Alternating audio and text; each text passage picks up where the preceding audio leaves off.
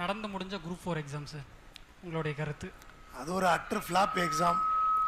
நடந்து முடிஞ்ச group 4 exam கேட்குறாரு.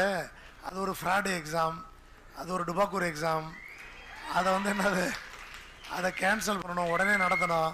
அதை தொடர்ந்து வச்சிருக்கிறதுக்கு எந்த முகாந்திரமும் இல்லை. அதை உடனடியாக கேன்சல் பண்ணி ரீ எக்ஸாம் அறிவிக்கிறது தான் ஒரு நல்ல கவர்மெண்ட்டுக்கு அழகு. இப்போ டெட்டு வந்தோடனே சிஎம்ஓ மினிஸ்டரும் மாற்றி மாற்றி பேசுகிறாங்க.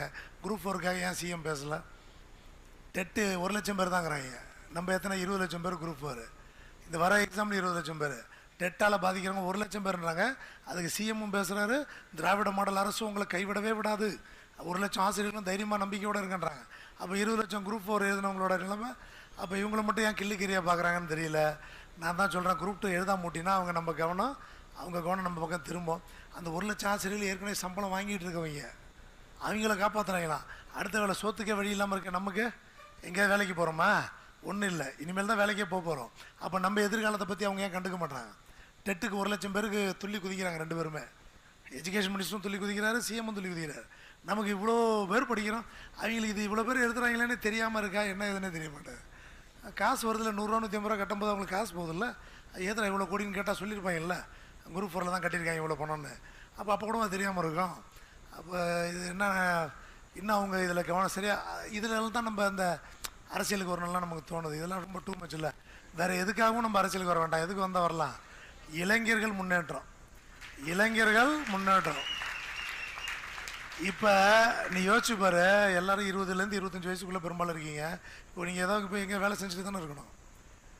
20-25 வயசு வேலை செய்கிற வயசா, படிக்கிற வயசா? வேலை செய்கிற வயசில் வந்து படிச்சுக்கிட்டு இருந்தால் சுகர் வந்த பிறகு போய் வேலை செய்வியா? சுகர் வந்த பிறகு போய் வேலை செய்வியா? அப்போ இளைஞர்கள் வாழ்க்கையில் கவனம் செலுத்த வேண்டியது அரசோட எல்லாத்தையும் தூக்கி போட்டு இதை மட்டும் தான் அவங்க பார்க்கணும். ஏதோ பேசி 1000 ரூபா கொடுக்குறேன், அதை கொடுக்குறேன். நிறையா பெண்களே நான் 1000 ரூபா கேட்டேனா, நான் பிச்சை கட்டணெல்லாம் கேட்குது, யூடியூப்பில் இருக்குது பாருங்க. அங்கே தமிழன் பிரசன்னா பேசுகிறாரு, இங்கே கீழே என்னதான் 1000 ரூபாங்கிற ஒரு சின்ன மூக்குத்தி கூட வாங்கி போட முடியாது, போய் ஆடிங்குது ஒரு அம்மா கீழே நின்றுட்டு. அப்போ சம்மந்தம் இல்லாத அரசியல் நடக்குது. இளைஞர்களை ஃபோக்கஸ் பண்ணலன்னா பகத்சிங் மாதிரி, வாஞ்சிநாதன் மாதிரி புரட்சியாளர்கள் உருவாவாங்க. இல்லாட்டி அது நிற்காது. நீ இங்கே இவ்வளோ பேர் உட்காந்துருக்கீங்க, இதேமாரி எங்கே பார்த்தாலும் இளைஞர்கள் சும்மா தான் உட்காந்துருக்காங்க. நீ ஒரு மூட்டை தூக்கணுன்னா கூட இந்த வயசில் தூக்கினா தானே உண்டு. 30 வயசில் தூக்க முடியுமா ஒரு மூட்டை? 40 வயசில் மூட்டை தூக்க முடியுமா? மூட்டை தூக்கணுன்னா கூட இப்போ தான் தூக்க முடியும், இதுதான் வயசு அதுக்கு. இப்போ உட்காந்து படி படி படி படி படி, வேலை கொடுக்க மாட்டேன், படி படி படி படி, வேலை கொடுக்க மாட்டேன்னா பாலிசிஸ் தெளிவே இல்லை. இவங்க இந்த 1000 ரூபா கொடுக்குறது பேர் எல்லாத்தையும் சேர்த்து வச்சு ஒரு 10,000 வேக்கன்ட்